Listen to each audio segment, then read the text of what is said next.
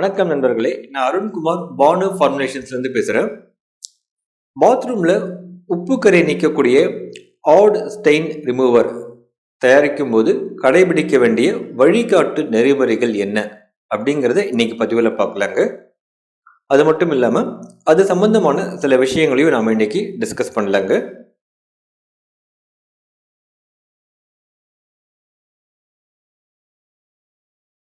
ஒரு சின்ன எக்ஸாம்பிள் மூலமாக நம்ம இதை புரிஞ்சுக்கலாங்க. ஒரு சின்ன ஸ்டீல் பாத்திரம் நான் எடுத்துக்கிறேன். அதில் 100 ml வாட்டர் ஆட் பண்ணுறேன். ஒரு 2 கிராம் சால்ட் போட்டு நல்லா கலக்கிறேங்க. என்ன ஆகும்? சால்ட் அந்த வாட்டரில் கரைஞ்சிடும், என் கண்ணுக்கே தெரியாது. அதுக்கப்புறம் அந்த பாத்திரத்தை நான் ஹீட் பண்ணுறேன். என்ன ஆகும்? சூடு பண்ணும்போது வாட்டர் ஃபுல்லாக எவாப்ரேட் ஆகிடும். வாட்டர் ஃபுல்லாக எவாப்ரேட் ஆச்சுன்னா மறுபடியும் அந்த சால்ட் கீழே செட்டில் ஆகிடும். பாத்திரத்தில் அடிப்பகுதியில் நான் பார்த்தா என் கண்ணுக்கு அந்த சால்ட் தெரியும். அதே மாதிரி தாங்க பாத்ரூமில் நம்ம பயன்படுத்துகிற தண்ணீரில் சால்ட் கரைஞ்சிருக்கு, பார்க்கும்போது நம்ம கண்ணுக்கு தெரியாது. நம்ம பயன்படுத்தும் போது, பாத்ரூம் பயன்படுத்தும் போது எல்லா இடத்துலையும் அந்த வாட்டர் தெரிக்கும். சில இடத்துல அந்த வாட்டர் தேங்கி இருக்கிறதுக்கும் சான்ஸ் இருக்குது. அந்த சர்ஃபேஸ் ஈவனாக இருக்காது, வழிஞ்சு ஓடாமல் கொஞ்சம் தேங்கி இருக்கிறதுக்கும் சான்ஸ் இருக்குது.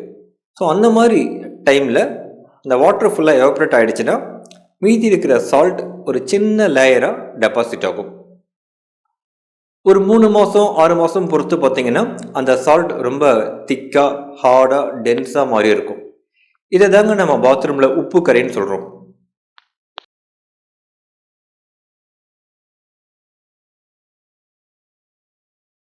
இதையும் நம்ம புரிஞ்சுக்கலாங்க. முதல்ல சால்ட்னா என்னென்னு நம்ம தெரிஞ்சுப்போம். நம்ம வீட்டில் கிச்சனில் ஒரு சால்ட்டை பயன்படுத்துகிறோம், சோடியம் குளோரைடு. அதே மாதிரி சோடியம் கார்பனேட் இருக்குது, சோடியம் பைகார்பனேட் இருக்குது, சோடியம் மெட்டாசிலிகேட் இருக்குது, சோடியம்லேயே நிறைய சால்ட் இருக்குது. அதே மாதிரி பொட்டாசியமில் சால்ட்ஸ் இருக்குது, கார்பனேட்ஸில் சால்ட்ஸ் இருக்குது, மெக்னீஷியமில் சால்ட்ஸ் இருக்குது, அயான் காம்பவுண்ட்ஸ் இருக்குது. இது மட்டும் இல்லாமல் கெமிஸ்ட்ரியில் இன்னும் நிறைய சால்ட்ஸ் இருக்குது. இந்த சால்ட்ஸ் எல்லாம் பார்த்தீங்கன்னா எங்கே இருக்குது? நம்ம அட்மாஸ்பியரில் நம்ம கூட தான் இருக்குது. அதாவது கல்லாகவும் மண்ணாகவும் பாறையாகவும் இந்த சால்ட்ஸ்லாம் கலந்துருக்கு. இல்லை வேற மாதிரி சொல்லலாம், கல்லில் மண்ணில் பாறையில் இந்த சால்ட்ஸ்லாம் இருக்குது. உங்கள் வீட்டு கார்டனில் ஒரு கைப்பிடி மண் நீங்கள் எடுத்தீங்கன்னா அதில் குறைஞ்சபட்சம் ஒரு 30 சால்ட் இருக்கலாம், வாய்ப்பு இருக்குது. ஓகே, இப்போ நம்ம பாயிண்ட்டுக்கு வரலாங்க. வாட்டரில் சால்ட் எப்படி வருது? நம்ம வீட்டுக்கு வாட்டர் எங்கேருந்து வருது? ஓகே, மேலே ஓவர் டேங்க்லேருந்து வருதுன்னு சொல்லலாம். ஓவர் டேங்க் வரதுக்கு முன்னாடி அந்த வாட்டர் எங்கேருந்து வருதுன்னு பார்க்கணும். சோர்ஸ் வாட்டர் அது எங்கே வேணால் இருக்கலாம். அந்த சோர்ஸ் வாட்டர் வெல் வாட்டராக இருக்கலாம், போர்வெல் வாட்டராக இருக்கலாம், இல்லை கிரவுண்ட் வாட்டராக இருக்கலாம், இல்லைனா லேக் வாட்டர், ரிவர் வாட்டராக இருக்கலாம். அந்த வாட்டர் எங்கே இருந்தாலும் ஒன்று பூமியோட சர்ஃபேஸில் இருக்கும், இல்லைன்னா கொஞ்சம் அடிப்பகுதி சப்சர்ஃபேஸில் இருக்கும். ஸோ இதை எப்படி புரிஞ்சுக்கலாம்னா, அந்த வாட்டரை ஸ்டோர் பண்ணி வைக்கிற மெட்டீரியல்ஸ் கல், மண், பாறையால் ஆனது.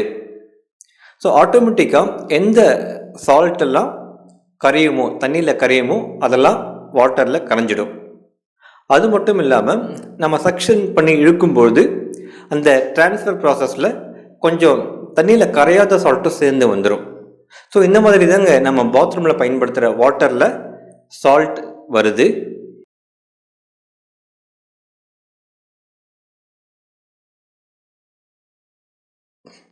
பாத்ரூமில் இருக்கிற உப்பு கரை ரிமூவ் பண்ணுறதுக்கு சரியான மெட்டீரியல் ஆசிட்ஸ் தாங்க.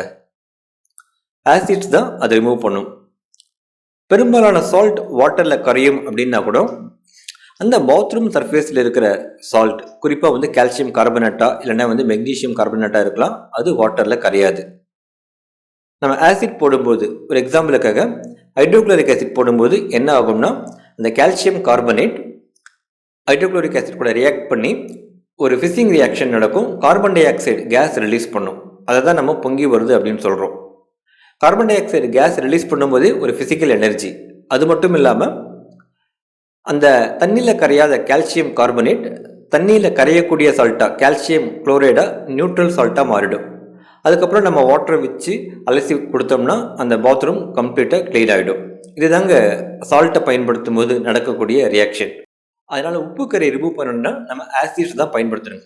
இன்னொரு பாயிண்ட்டும் சொல்ல விரும்புகிறேன். பாத்ரூமில் உப்பு கரை மட்டும்தான் இருக்குமானா இல்லை, பலவிதமான கரைகளுக்கு வாய்ப்பு இருக்குது. இப்போ ஒரு எக்ஸாம்பிளுக்காக ஒரு கருப்பாக பூஞ்சை மாதிரி டெபாசிட் ஆகிருக்கும். பூஞ்சை ஏதாவது மில்டியூன்னு சொல்லுவாங்க இங்கிலீஷில். அதை ரிமூவ் பண்ணுறதுக்கு ஹைப்போ தான் பயன்படுத்தணும். ஒயிட் ஹார்பிக் இல்லை ரெட் ஹார்பிக்கில் ஹைப்போ இருக்குது. சோப்ஸ் கம் இருக்குன்னு வச்சுக்கோங்களேன், அதை ரிமூவ் பண்ணுறதுக்கும் இந்த ஆசிட்ஸ் பத்தாது, அதுக்கு ஆல்கலைன் மெட்டீரியல் தான் போடணும். சில சமயம் ரெட் கலர் ஸ்டெயின் டெபாசிட் ஆகிருக்கும். சில சமயம் எல்லோ கலர் ஸ்டெயின் பாத்ரூமோட சர்ஃபேஸில் டெபாசிட் ஆகிருக்கும். எல்லோ கலர் ஸ்டெயின்னா அது அதுக்கு காரணம் யூரிக் ஆசிடாக இருக்கலாம். இந்த மாதிரி சமயத்தில் ரெண்டு மிக்ஸ்அப் ஆகிருக்கும். Yellow colour red colour stain ரெண்டு மிக்ஸ்அப்பாக தெரியும். ஸோ இந்த மாதிரி ஸ்டெயின் ரிமூவ் பண்ணுறதுக்கு நம்ம ட்ரை பண்ணி தான் பார்க்கணும். பேக்கிங் சோடா ட்ரை பண்ணலாம், இல்லைனா ஹைட்ரஜன் பெராக்சைடு ட்ரை பண்ணலாம், இல்லைனா என்சைம்ஸ் ட்ரை பண்ணலாம். அது யூரிக் ஆசிட் ஸ்டெயினாக இருந்ததுன்னா என்சைம்ஸ் ஒரு நல்ல சாய்ஸ். ஒரு 10 நிமிஷம் 15 நிமிஷம் ஊற வச்சுட்டு அதை ப்ரஷ் பண்ணி விடும்போது மைல்டாக கொஞ்சம் கொஞ்சமாக ரிமூவ் ஆகும். இன்ஸ்டண்ட்டாக அந்த ரியாக்ஷன் நம்மளுக்கு நடக்காது, டக்குன்னு அந்த க்ளீனிங் கிடைக்காது, கொஞ்சம் கொஞ்சமாக மைல்டாக ரிமூவ் ஆகும். ஆனால் உப்பு கரை ரிமூவ் பண்ணுறதுக்கு ஆசிட்ஸ் ஒரு நல்ல சாய்ஸ்.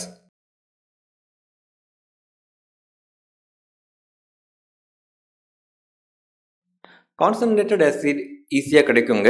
மளிகை கடையில் கிடைக்கும், சூப்பர் மார்க்கெட்டில் கிடைக்கும், ஹார்ட்வேர்ஸில் கிடைக்கும்.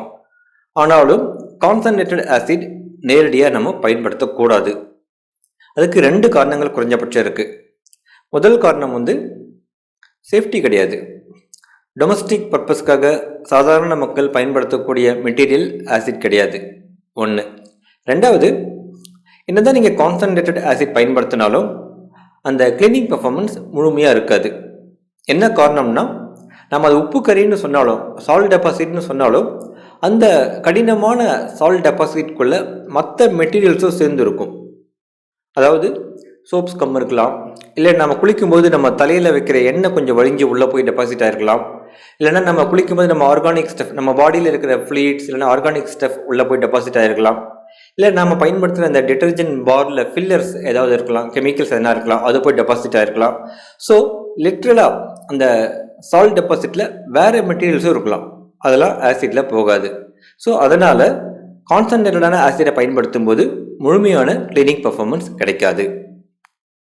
அதுக்குன்னு சொல்லிட்டு தனியாக ஃபார்முலேஷன் நம்ம டெவலப் பண்ணணும். அதுதான் ஆட் ஸ்டெயின் ரிமூவர்.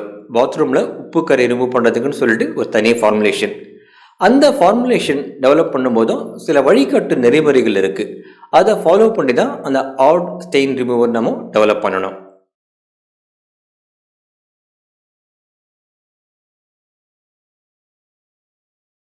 ஒரு முழுமையான கிளீனிங் கிடைக்கணும்னா அதில் ஆசிட் தாண்டி மற்ற மெட்டீரியல்ஸ் நம்ம சேர்க்கணுங்க. முதல்ல ஆசிட் ப்ரைமரியாக யூஸ் படுத்தணும். ஒரு ஆசிட் இல்லாமல் காம்பினேஷனாக 2-3 ஆசிட் பயன்படுத்தலாம். அப்போ தான் நல்ல ஃபினிஷிங் கிடைக்கும் நம்மளுக்கு. அது ஒன்று. அடுத்து கிளீனிங் மெட்டீரியல்ஸ் சர்ஃபாக்டன்ஸ் நம்ம பயன்படுத்தணும். அதே மாதிரி சீலேட்டிங் மெட்டீரியல்ஸ் பயன்படுத்தணும். எந்த அளவுக்கு ஆசிட்ஸ் முக்கியமோ அதுக்கு ஈக்குவலாக சீலேட்டிங் மெட்டீரியல்ஸ் நம்மளுக்கு முக்கியங்க இந்த HSRல.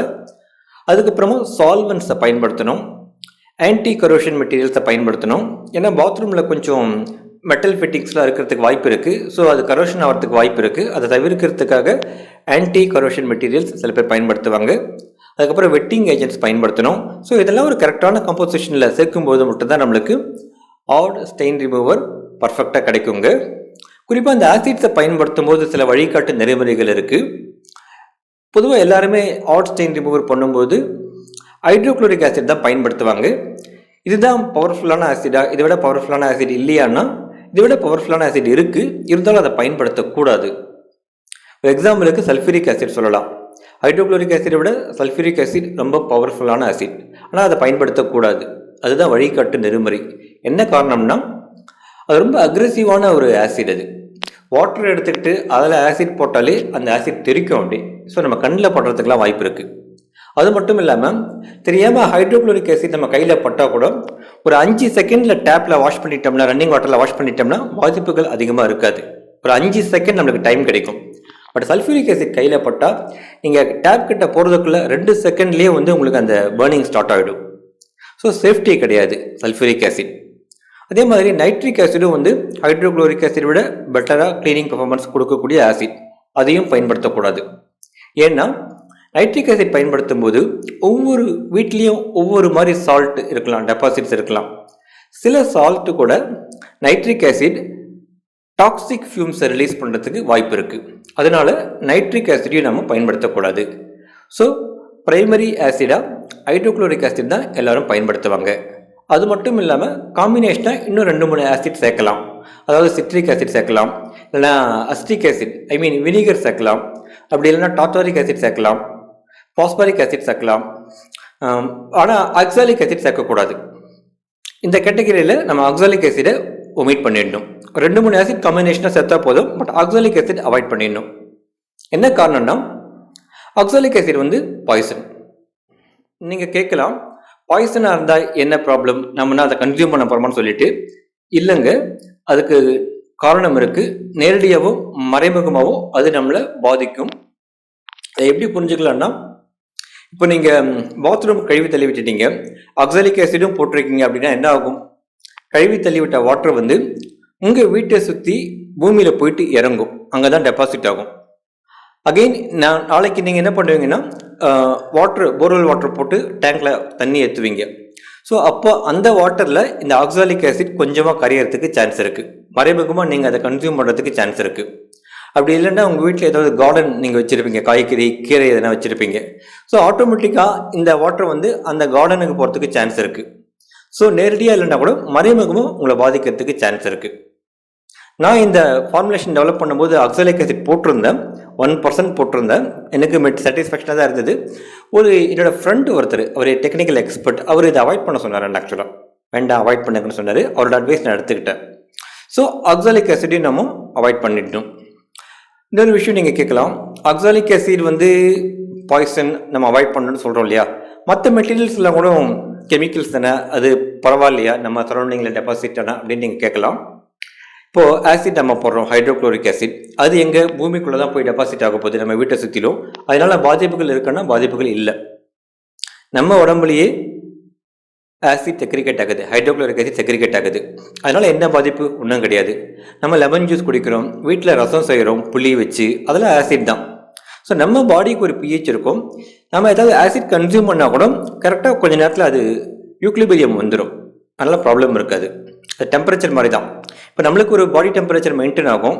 சப்போஸ் நீங்கள் ஐஸ்கிரீம் சாப்பிட்றீங்க, இல்லைன்னா சுடுதண்ணி குடிக்கிறீங்கன்னா கொஞ்ச நேரம் அந்த டெம்பரேச்சர் ட்ராப் ஆகும், கொஞ்ச நேரம் பொறுத்து யூக்லிபிரியம் கரெக்டாக ரீச் ஆகிடும்.